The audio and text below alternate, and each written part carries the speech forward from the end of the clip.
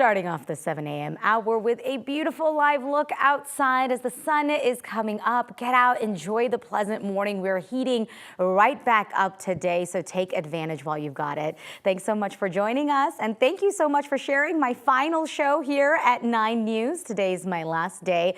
After 8 years here, it has been such an honor being a part of all of your families, and it only feels appropriate that I am rounding out my time here at 9 with my weekend family. Want to head right over to Keely, because Keely, my goodness, the forecast in itself feels a little bit surreal. We were just talking about having to double check our calendars all the time, that we're almost in October, and we're still talking 80s and 90s. Yeah, we're talking about 90-degree temperatures Wednesday, the second day of October. So yeah, it is going to be a warm forecast. We're bringing you a very sunny forecast for your last day, Anisha, here at 9 News. It's going to be warm, though, certainly, as temperatures climb to near record-breaking temperatures. A gorgeous start to your Sunday. Lots of sunshine out there. We're at 63 degrees out at DIA, 44 in Lyman. We're at 49 degrees in Greeley, so much cooler, 53 in Fort Collins. Temperatures in the 30s, 40s up in the high country. Your forecast for today, mostly sunny skies. Our normal high for this time of the year is 74 degrees. We're going to be well above that, topping out right around 90 degrees, very close to the record, which is 92, set back in 1892. Temperatures in the 80s and 90s across the plains. Relief, though, up in the high country, with temperatures topping out in the 70s. We are going to warm up fairly quickly, getting up to 87 degrees by 2 o'clock this afternoon. We are clear out there. We are quiet. Just some mid-level clouds in the forecast as we head through the morning hours. So again, potentially a record-breaking hot day once again today. That tops a look at our weather headlines. Hello, October. As we start October, Tuesday, a little bit cooler, actually getting closer to about normal for this time of the year temperature-wise.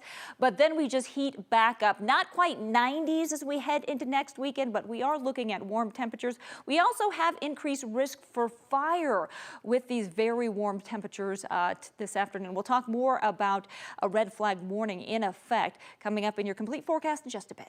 Thank you so much for that, Keely. Developing in Douglas County this morning, a man is dead after deputies shot at him. Police say that this started as a mental health call made by the same man who later died. The Douglas County Sheriff's Office says all of this started 6:30 last night, was south of 470 and east of 25 at an apartment complex. Investigators say a man had called Lone Tree Police saying that he was having a mental health crisis and then fired a shot inside an apartment. Investigators say he made statements about being suicidal. Lone Tree Police and Douglas County deputies responded along with a mental health clinician. They talked to the man on the phone, asked him to come out of the apartment. They say that he finally did about an hour later, but then investigators say he fired a shot in the air, pointed a gun at deputies, and at least one deputy then fired at the man. He later died at the hospital. The subject then pointed his firearm at Douglas County deputies, and the deputies fired upon the subject. The deputies immediately rendered aid to the subject, and then called for an ambulance, but the subject was transported to an area hospital where he died of his injuries. Right now, it's not clear if the shot the deputy fired killed the man. The coroner's office will identify him and determine how he passed away. Right now, Denver police are hoping that you can help find a missing 74-year-old woman. Brenda Craig went missing Saturday from East Dartmouth Avenue and South Parker Road. Police say that she does have dementia. Brenda has salt and pepper hair, brown eyes, is about 5'5". If you see her, call police at the number on your screen. And right now, Aurora police are investigating a stabbing that happened at a shopping center on South Havana Street. Police say this happened just after 4 o'clock on Saturday inside a laundromat near the King Soopers. They say a woman stabbed a man inside that business, but it's not clear what led up to that incident. The woman was arrested on an outstanding warrant, and police say she will likely face assault charges for the stabbing as well. Police say the man who was stabbed did not have serious injuries. Aurora police are also investigating a crash on that same street that left several people hurt inside a restaurant. Investigators say that crash happened just after 3 o'clock yesterday at a cafe that's called Snow on South Havana Street. They say a woman was trying to park her car but then ended up driving through the glass windows. Her cars went fully inside that cafe, hurting 4 people. Police say those 4 people are expected to be okay. The driver and her passenger are also okay as well. Right now, it's not clear what caused that crash, but police are investigating. New this morning, the Israeli military confirmed it has killed another high-ranking Hezbollah official. They say the deputy head of Hezbollah's Central Council was killed during an airstrike on Saturday. Several senior Hezbollah commanders have been killed in Israeli strikes in recent weeks. That includes the group's leader, Hassan Nasrallah, in Beirut on Friday.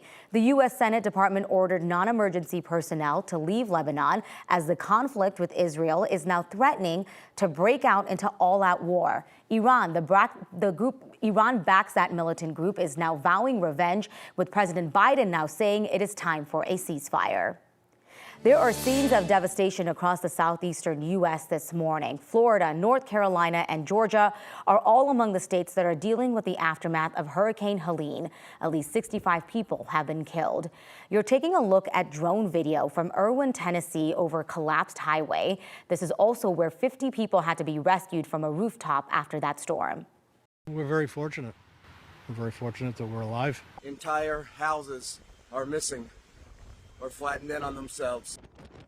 The storm's fury felt over 100 miles away. Millions of people have lost power in that storm. The owner of the Carolina Panthers and his wife made a $3 million commitment to relief efforts. They said the funds will help support immediate and long-term humanitarian and recovery efforts. Meanwhile, the owners of the Tampa Bay Buccaneers have pledged to donate $1 million to help people in Florida as well. Another SpaceX capsule took off from Cape Canaveral, Florida this weekend. It is on a mission to bring home the Boeing Starliner astronauts who have been stranded on the International Space Station. The capsule with its crew is scheduled to dock at the space station this weekend. It has 2 empty seats to bring home astronauts Suni Williams and Butch Wilmore. They are scheduled to come back to Earth in February. They've been stranded on the space station since June. Earlier this month, the Boeing Starliner returned to Earth without Williams and Wilmore. This was after NASA decided that the spacecraft was too unsafe for human flight.